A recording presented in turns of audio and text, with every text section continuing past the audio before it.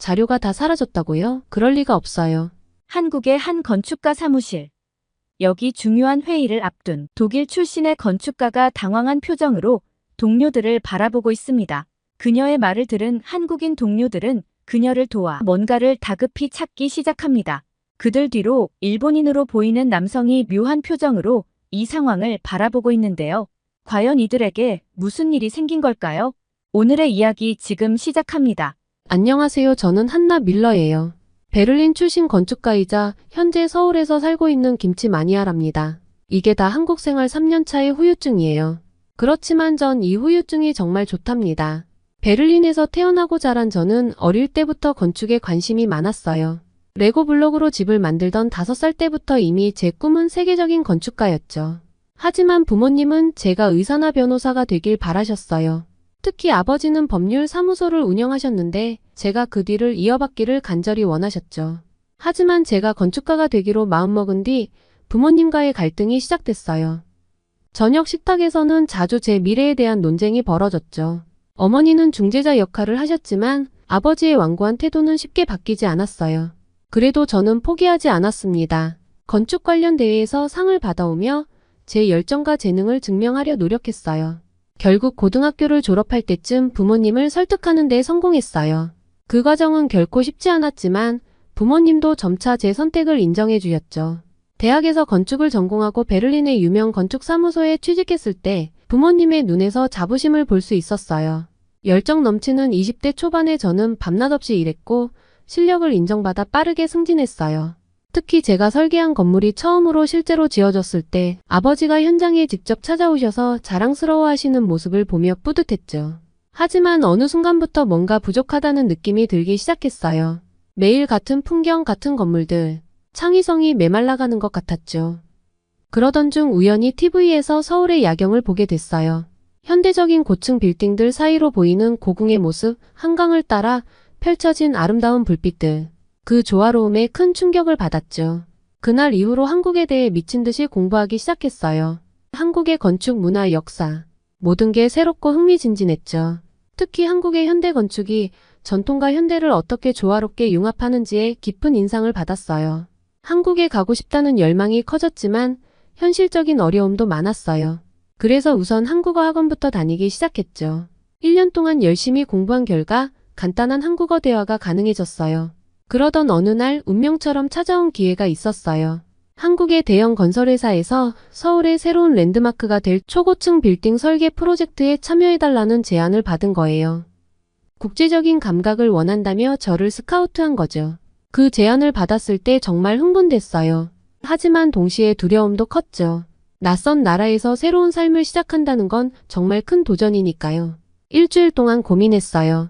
밤새 한국 유튜브 영상을 보며 이 기회를 잡아야 할지 망설였죠. 결국 저는 한국행을 결심했어요. 부모님께 이 소식을 전했을 때 처음에는 크게 놀라셨죠.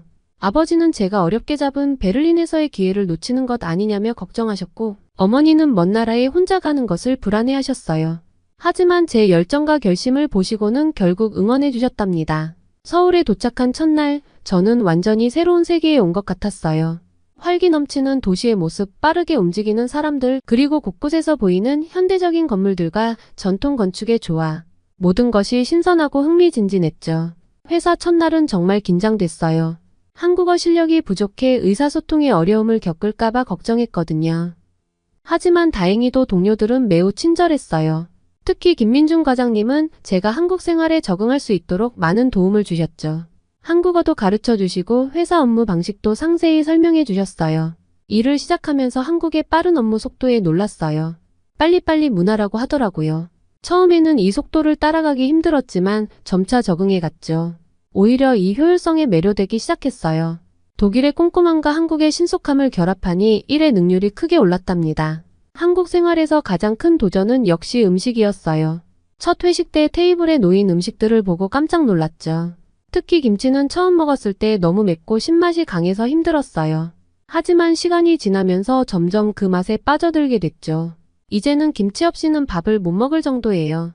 회식 문화도 처음엔 적응하기 힘들었어요. 술을 잘 못하는 제게 소주는 큰 도전이었죠. 처음 소주를 마셨을 때는 정말 이게 술이야, 소독약이야? 하는 생각이 들더라고요. 하지만 이런 회식 자리에서 동료들과 친해지고 한국 문화를 더 깊이 이해할 수 있었어요. 일과 생활에 점차 적응해가면서 저는 한국의 건축에 더욱 매료되었어요. 현대적인 고층 빌딩부터 아름다운 한옥까지 서울의 다양한 건축물을 관찰하는 것이 제 취미가 되었죠. 주말이면 서울 곳곳을 다니며 건축물을 사진에 담았어요. 이런 경험들이 제 설계에도 많은 영감을 주었답니다. 시간이 흐르면서 회사에서도 점점 인정받기 시작했어요. 제가 가진 정확성과 한국의 빠른 실행력을 결합한 업무 스타일이 좋은 평가를 받았죠. 몇몇 프로젝트에서 핵심적인 역할을 맡게 되었고 제 아이디어가 실제 건물로 구현되는 것을 보며 큰 성취감을 느꼈어요. 그렇게 3년이 흘렀고 저는 한국에 완전히 적응한 독일 아가씨가 되었답니다. 아침에 일어나면 김치찌개로 시작해서 퇴근 후엔 치맥을 즐기는 완벽한 한국인이 된 거죠. 부모님께 영상통화로 제 모습을 보여드렸을 때 두 분 다 놀라시더라고요. 한나, 너 정말 많이 변했구나. 행복해 보여서 다행이야. 하지만 제 한국 생활이 항상 순탄했던 건 아니에요. 특히 최근에 시작된 새 프로젝트에서 예상치 못한 큰 도전을 맞닥뜨리게 되었죠. 그 프로젝트는 제 인생의 전환점이 될 만한 정말 특별한 경험이었답니다. 한국 생활 3년차 제 커리어의 큰 전환점이 될 프로젝트가 시작됐어요. 서울 도심의 초고층 복합문화 공간을 건설하는 대규모 프로젝트였죠. 우리 회사와 일본의 유명 건설회사가 합작으로 진행하는 국제적인 사업이었거든요. 이 프로젝트의 부책임자로 발탁됐을 때 정말 기뻤어요. 한국 동료들은 제 발탁 소식을 듣고 진심으로 축하해 주었습니다. 특히 김민중 과장님은 한나 씨가 적임자예요. 우리가 힘을 합치면 멋진 결과를 만들 수 있을 거예요 라고 말씀해 주셨죠. 하지만 기쁨도 잠시 첫 회의에서부터 문제가 시작됐어요. 일본 측 책임자인 다나카 씨가 처음부터 저를 탐탁지 않아 했거든요. 제 아이디어를 무시하고 일본식 설계만을 고집했죠. 회의 중 제가 한국의 전통적 건축 요소를 현대적으로 재해석한 디자인을 제안했을 때 다나카 씨는 비웃듯이 말했어요. 한나 씨, 우리는 세계적인 랜드마크를 만들려는 겁니다. 구식 한옥 놀이를 하자는 게 아니에요. 그 말에 충격을 받았지만 침착하게 대응하려 노력했어요. 다나카 씨, 전통과 현대의 조화야말로 이 프로젝트의 핵심이 될 수 있습니다. 세계적으로 유례없는 독특한 건축물을 만들 수 있어요. 하지만 다나카 씨는 제 말을 들으려 하지 않았어요. 오히려 더 공격적으로 나왔죠. 당신 같은 외국인이 무슨 한국 전통을 이해한다고 그러는 거예요? 게다가 건축학을 제대로 공부는 한 건가요? 그 순간 회의실이 얼어붙었어요. 한국 동료들의 얼굴에도 불편한 기색이 가득했습니다. 저는 가슴이 덜컥 내려앉는 걸 느꼈어요. 제가 그토록 사랑하게 된 한국에서 제 열정과 노력이 이렇게 무시당하다니. 그날 이후로 상황은 점점 악화됐어요. 다나카 씨는 제가 제안한 모든 아이디어를 비현실적이라며 일축해버렸고 심지어 제가 참석해야 할 중요한 미팅에서 저를 제외시키기도 했어요.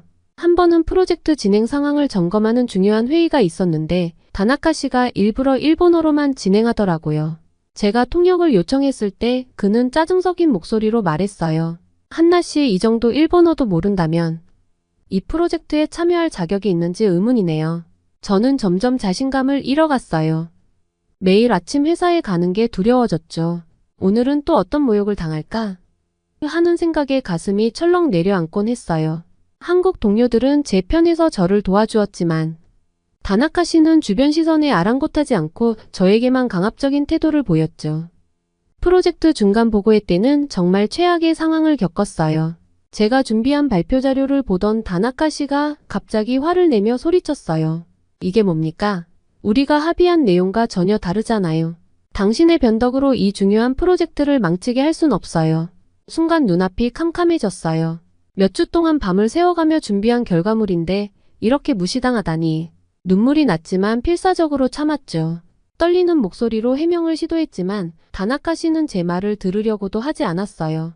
그날 밤 혼자 한강공원에 가서 얼마나 울었는지 몰라요. 서울의 야경은 여전히 아름다웠지만 제 마음은 산산조각이나 있었죠. 내가 정말 이 일에 적합하지 않은 걸까? 한국에서의 내 꿈이 여기서 끝나는 걸까?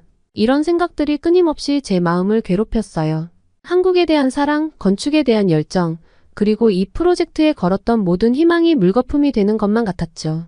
그러던 어느 날 김 부장님이 저를 조용히 불렀어요. 제 마음속에 두려움이 커졌어요. 이제 정말 끝인가 하는 생각이 들었죠. 하지만 김 부장님의 말씀은 제 예상과 달랐어요. 한나 씨 힘들어하는 건 알고 있어요. 하지만 포기하지 마세요. 당신의 능력을 믿습니다. 우리가 할 수 있는 방법을 함께 찾아보죠. 그 말씀에 제 눈에서 눈물이 흘렀어요. 아직 희망이 있다는 걸, 그리고 제 편이 되어주는 사람이 있다는 걸 깨달았거든요. 김 부장님은 계속해서 말씀하셨어요. 다나카 씨의 행동은 분명 문제가 있어요. 하지만 우리가 그의 수준으로 내려가서는 안 됩니다. 우리는 당신의 아이디어가 얼마나 뛰어난지 알고 있어요. 이제 그걸 모두에게 보여줄 때예요. 김 부장님의 격려에 힘을 얻어 저는 다시 한번 도전하기로 마음먹었어요. 하지만 여전히 앞으로의 길은 불확실해 보였죠. 이 위기를 어떻게 극복해야 할까? 다나카 씨와 일본 팀의 반대를 어떻게 극복하고 내 아이디어를 관철시킬 수 있을까? 내가 정말 이 프로젝트와 한국에서의 내 꿈을 지켜낼 수 있을까? 이 모든 질문들에 대한 답을 찾는 것이 저의 다음 과제였습니다. 그리고 그 과정은 결코 쉽지 않을 거라는 걸 알고 있었어요. 위기의 순간을 지나고 나니 오히려 더 큰 도전이 우리를 기다리고 있었어요. 한국의 한 대기업에서 우리의 프로젝트에 대해 환경 영향 평가를 요구한 거예요. 초고층 빌딩이 주변 생태계와 도시 경관에 미칠 영향을 우려한 것이죠. 이 소식을 들었을 때 다나카 씨는 한숨을 쉬며 불평했지만 저는 이것이 오히려 기회라고 생각했어요. 김 부장님도 저의 의견에 동의해 주셨고 우리 팀은 밤낮 없이 일했어요. 저는 독일에서 배운 최신 친환경 건축 기술들을 적용해 설계를 수정했고 한국 팀원들은 서울의 지형과 기후에 맞는 방식으로 일을 최적화했죠. 특히 신재생 에너지 활용과 빗물 재사용 시스템 등을 대폭 강화했어요. 이 과정에서 정말 놀라운 일들이 있었어요. 김민중 과장님이 전통 한옥의 처마 구조를 현대적으로 재해석해 건물의 에너지 효율을 높이는 아이디어를 제안했죠. 이런 협업을 통해 우리의 프로젝트는 점점 더 발전해 나갔어요. 하지만 다나카 씨와 일본 팀은 여전히 비협조적이었어요. 그들은 계속해서 자신들의 방식만을 고집했고 우리의 새로운 아이디어들을 무시했죠. 죄송합니다. 제가 실수했네요. 모든 내용을 포함하여 다시 작성하겠습니다. 환경영향 평가 발표를 앞둔 어느 날 밤 예상치 못한 사건이 발생했어요. 우리 팀이 밤늦게까지 준비한 새 설계한 파일이 모두 삭제된 거였죠. 그날 밤 늦게까지 작업하다가 잠깐 쉬려고 자리를 비웠는데 돌아와 보니 컴퓨터 화면이 까맣게 변해 있었어요. 처음에는 단순한 시스템 오류라고 생각했죠. 하지만 복구를 시도해봐도 소용이 없었어요. 몇 주 동안 밤낮으로 준비한 우리의 노력이 한순간에 사라져버린 거였죠. 팀원들은 충격에 빠졌고 현장은 순식간에 혼란스러워졌어요. 김 부장님의 얼굴이 창백해졌고 대리님은 고개를 떨구며 한숨을 내쉬었어요. 소연 씨는 눈물을 글썽이며 컴퓨터 화면을 계속 새로 고침했죠. 모두가 절망에 빠진 것 같았어요. 그 순간 저는 깊은 숨을 들이쉬고 생각했어요. 이대로 포기할 순 없다고 말이에요. 우리가 여기까지 온 것은 이런 위기를 극복하기 위해서였으니까요. 그래서 저는 용기를 내어 팀원들에게 말했어요. 우리가 이 설계안을 만들었으니 다시 만들 수 있다고요. 우리 머릿속에 있는 걸 다시 꺼내보자고 제안했죠. 놀랍게도 우리 팀원들의 반응은 정말 대단했어요. 처음에는 모두가 충격에 빠졌지만 곧 김 부장님이 앞장서서 팀원들을 독려하기 시작했죠. 여러분, 우리는 이미 한 번 해냈습니다. 다시 할 수 있어요. 오히려 이번 기회에 더 좋은 설계안을 만들어 봅시다. 김 부장님의 말씀에 팀원들의 표정이 바뀌기 시작했어요. 놀랍게도 아무도 불평하지 않았고 오히려 서로를 격려하며 다시 일어섰어요. 모두가 자발적으로 야근을 자처했죠. 누구 하나 강요하지 않았는데도 모든 팀원이 한마음 한뜻으로 뭉쳤어요. 우리는 즉시 행동하기 시작했습니다. 큰 화이트보드를 가져와 회의실 한가운데 놓고 기억나는 대로 아이디어를 적어 내려갔죠. 처음에는 조금씩, 그리고 점점 더 빠르게 아이디어가 쏟아져 나왔어요. 김민중 과장님은 예전에 제시한 전통 한옥의 처마 구조를 현대적으로 재해석한 아이디어에 새로운 도안을 제안했을 때 모두가 눈을 반짝였어요. 그 아이디어가 우리 프로젝트에 새로운 생명을 불어넣은 거죠. 한옥의 처마가 여름에는 강한 햇살을 막아주고 겨울에는 따뜻한 햇살을 받아들이는 원리를 현대 건축물에 적용한 거예요. 이를 통해 건물의 에너지 효율을 크게 높일 수 있었죠. 대리님은 빗물 재활용 시스템의 업그레이드 버전을 제안했어요. 옥상 정원과 연계에 빗물을 모아 정화한 후 화장실 용수나 조경수로 사용하는 아이디어였죠. 이 아이디어는 환경 친화적인 면에서 높은 점수를 받을 수 있을 것 같았어요. 소연 씨는 건물 외벽에 수직 정원을 도입하자고 제안했어요. 도시의 부족한 녹지 공간을 보완하고 공기정화 효과까지 얻을 수 있는 아이디어였죠. 게다가 도시 미관 개선에도 큰 도움이 될 것 같았어요. 밤이 깊어갈수록 피곤해질 법도 했지만 오히려 팀원들의 에너지는 더 높아져 갔어요. 간식을 나누고 서로에게 마사지를 해주며 재치 있는 농담으로 분위기를 밝게 만들었죠. 어려움 속에서도 서로를 배려하고 격려하는 모습은 정말 감동적이었어요. 이런 한국인들의 긍정적인 태도와 끈기 있는 정신 덕분에 우리는 전보다 더 훌륭한 설계안을 완성할 수 있었어요. 위기를 기회로 만드는 그들의 모습에서 한국의 정신을 엿볼 수 있었죠. 이 경험을 통해 저는 한국인들의 진정한 힘을 깨달았고 더욱 깊이 한국을 사랑하게 되었어요. 아침이 밝아올 무렵 우리는 완성된 설계안을 들고 발표장으로 향했어요. 밤새워 일한 탓에 피곤했지만 모두의 눈빛은 자신감으로 빛나고 있었죠. 우리는 서로를 바라보며 미소 지었어요. 어떤 결과가 나오더라도 우리가 함께 이뤄낸 이 순간이 자랑스러웠거든요. 발표장에서 우리의 새로운 설계안은 심사위원들에게 큰 점수를 땄습니다. 한국의 전통 요소와 첨단 기술의 조화, 그리고 혁신적인 친환경 솔루션에 모두가 찬사를 보냈죠. 우리 팀의 노력은 결실을 맺어 프로젝트는 환경 영향 평가를 통과했고 더 나아가 세계 건축의 새로운 기준이 될 것이라는 평가를 받았어요. 하지만 이 성공의 이면에는 충격적인 진실이 숨겨져 있었어요. 발표 며칠 후 다나카 씨가 갑자기 회의실에 들이닥쳐 흥분한 목소리로 자신의 결백을 주장하기 시작했거든요. 자신이 파일을 삭제한 적이 없으며 오히려 우리 팀이 그의 아이디어를 도용했다고 우기더라고요. 결국 회사 보안팀이 개입하게 됐어요. CCTV 확인 결과 다나카 씨가 몰래 사무실에 침입하여 우리의 파일을 삭제한 장면이 포착된 거예요. 한국의 뛰어난 CCTV 기술과 AI 분석 시스템 덕분에 범인을 명확히 특정할 수 있었죠. 다나카 씨는 한국의 CCTV 화질이 저렇게 좋고 24시간 가동하는 줄 몰랐다며 놀라워했어요. 결국 다나카 씨는 프로젝트에서 제외되었고 우리 팀은 더욱 끈끈해졌어요. 이 사건을 통해 한국 기술의 우수성을 다시 한번 확인했고 우리의 팀워크와 열정이 어떤 위기도 극복할 수 있다는 것을 깨달았답니다. 이 모든 과정을 겪으며 저는 한국에서의 제 역할과 가치를 다시 한번 확인할 수 있었어요.